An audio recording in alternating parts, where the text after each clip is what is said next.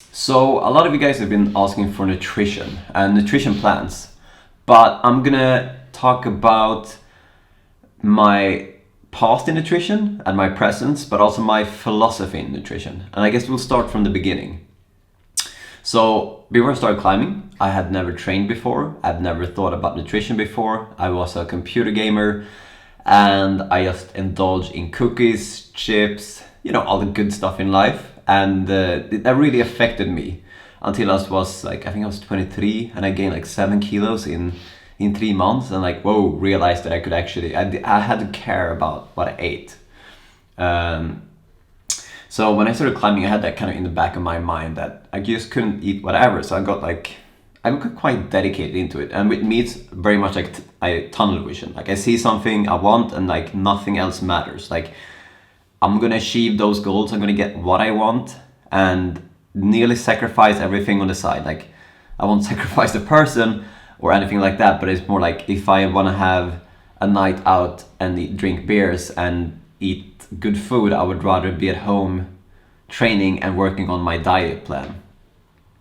So I kind of tried all the diets that exist more like, or I would say like lifestyles. So when I started climbing, I actually did a pretty good job, like classic 70% carbs, 20% protein, and then 10% fat. Like that is, out of 2000 calories, that is the percentage you should have, whatever.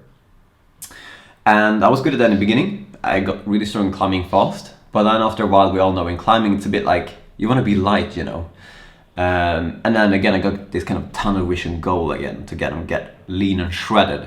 So then I started training more, but I ate the same thing. I didn't think so much about it. I didn't intentionally eat less. I just trained harder. I just wanted to get stronger and continuously just eating the same thing. And I lost a lot of weight because of that, and like I got strong fast.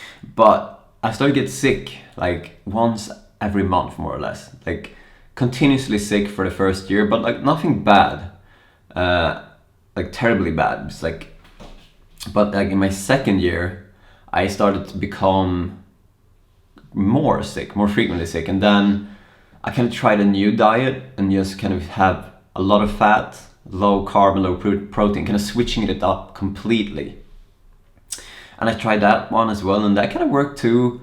But at the same time, I kind of ate the same kind of volume of food. I didn't get the energy I needed. And if you're gonna train, I mean, training is like you use energy, you break down your body, and you make it grow stronger, hopefully, if you eat the right food and enough food. And I wasn't eating enough food. So I was like training harder than ever.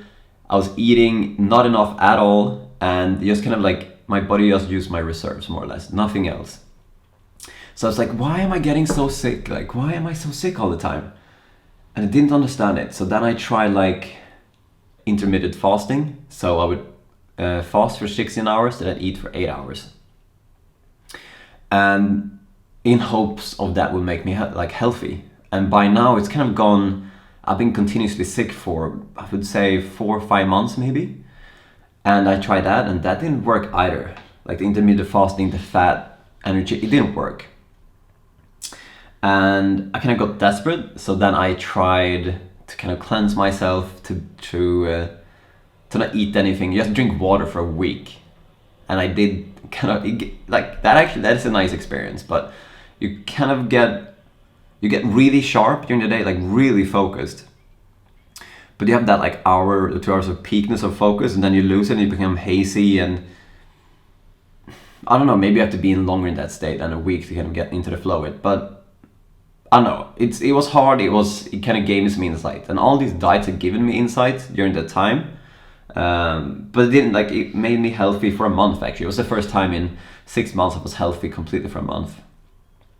And then I went to France actually, to Fontainebleau to climb. And then within the first 2 days I got sick again, and I was sick for another 4 months, and it kind of just started all over again. Like it's just continuously being sick again, and it's like, I mean, like, why? Like I've tried like using carbs, I tried to just use fat, I've tried intermittent fasting, I tried fasting, I've tried a lot of the like diets and lifestyles out there. But the only like then it hit me. But the only thing I haven't tried was like kind of go back and eat a lot more food, like because I've been eating nutritious food as well, but I wasn't eating enough food. So then I started googling it and why like athletes would be sick all the time, or why you would be sick, and then this like training too hard, not sleeping enough, not eating enough, so your body just continues to like eat on its reserves. And then I just realized for the last 2 years I've been training really hard. I've been sleeping okay, but I have definitely not been eating good enough. So then I looked it up, and it's like a doctor told me like I just needed to eat more food. I need to shock my body with like a lot of energy. So for the next 6 months I would eat around 5,000 calories a day, and I did not care where it came from. I kind of went back to old school Eric, gaming Eric, and just ate whatever. I just needed energy. And my body needed energy to recover from like 2 years of getting completely hammered down. So after 6 months I got healthy. I didn't get sick. I put on 10 kilos, and then I actually got into veganism. A good friend kind of showed me light on the vegan thing, because I've been vegetarian during these kind of trial periods as well. So I became vegan because that was the only thing I haven't tried yet. So why not? Like I've tried everything else. Why not try vegan? I tried vegan. It felt really good. I kind of lost most of the weight, and for the first time in 3 years, I was like, all right, this feels good. And like I trained good, and everything worked really well. And that's what I've been doing now the last year. I've been vegan. I wouldn't say maybe not vegan. I would say plant-based actually. Because I'm not a strict vegan. Like I do have leather climbing shoes. So I'm plant-based. So that's my backstory. But I guess the learning of this is nutrition. The learning of the nutrition, or how my philosophy is developed, is like I won't guide you in whatever you should eat, but I could at least give you a bit of insight that you should eat enough. If you're gonna train, if you're gonna tear your body down, break it down, make it rebuild itself strong, it needs energy, and you just eat enough so you don't get sick, so you don't get tired, and that you get injured. That is the most important thing. Like if you're plant-based, if you're vegan, if you're meat eater, if you're fruitarian, just eat fruits. Like you just need to eat enough energy to let your body recover. And sure, you need protein, all this stuff, but I'm not going to go into that because I'm no nutritionist. But I've tried all the things, and that is my story. Like bottom line, just eat enough food and train hard, and everything else will just work itself out. It took me 3 years to realize that, and a lot of sickness and like hardship, and now I know at least, and hopefully you'll know now as well. So that's my philosophy.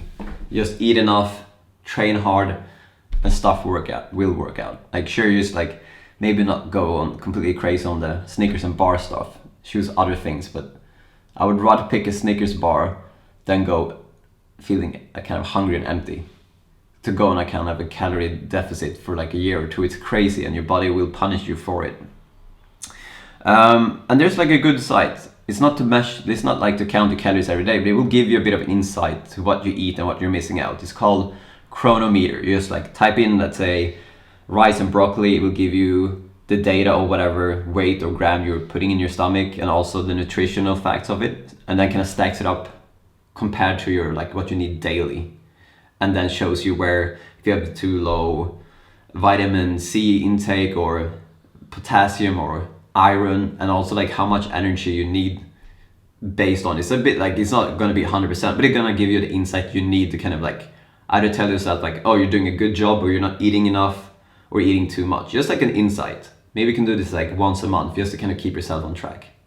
But so that is my kind of backstory in nutrition and my now philosophy. Hopefully you found it helpful, and I'll see you tomorrow. Peace!